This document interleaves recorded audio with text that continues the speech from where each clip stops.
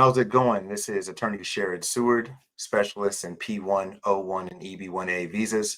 Today we're talking to our STEM audience, science, tech, education, and math. Very important, especially nowadays where we have such a push towards data scientists, software developers, and of course, artificial intelligence professionals. In this case, we have someone that is very adamant about getting an EB-1A, and we did a consultation for them, and we're going to share this video with them as well. That speaks to why, in their case, it may be more advantageous to go for the EB-2 with a National Interest Waiver, an NIW. That's because it's a less, depending on your industry and the times and circumstances of when it's filed, the National Interest Waiver can have a much less burden bar to be eligible than the EB-1A. There's no way of getting around on the EB-1A that you have to be one of the best in the world at your field. And we have different ways of articulating that to our favor. But it is always a hard hill to climb. But we do it all the time.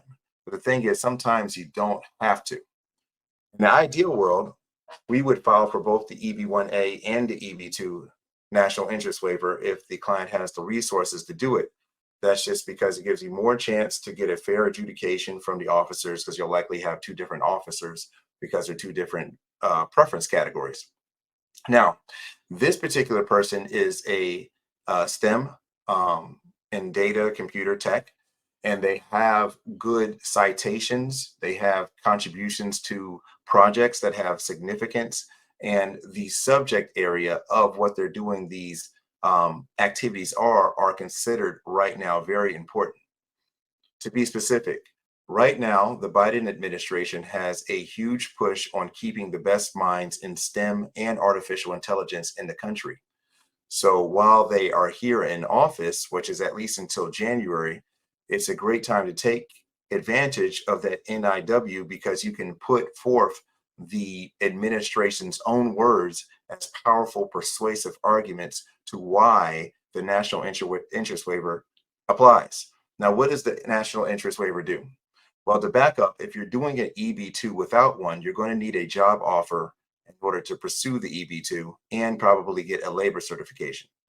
With the NIW, what it is saying is that this person's skill and their skill set, background, and what they can contribute to the United States in the future is so prevalently important that we should waive the requirement of a job offer, which means that we also do not have to do a labor certification.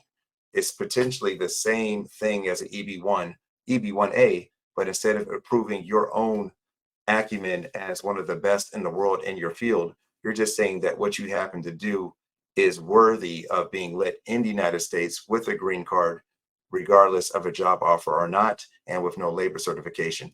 Which in this case, we have a lot of information out there directly from the administration that adjudicates these petitions, that what you do is very important. And that's the reason why we consider the EB-2 National Interest Waiver to be the best option in this circumstance, besides applying for both at the same time. Hope you and others out there find this very helpful.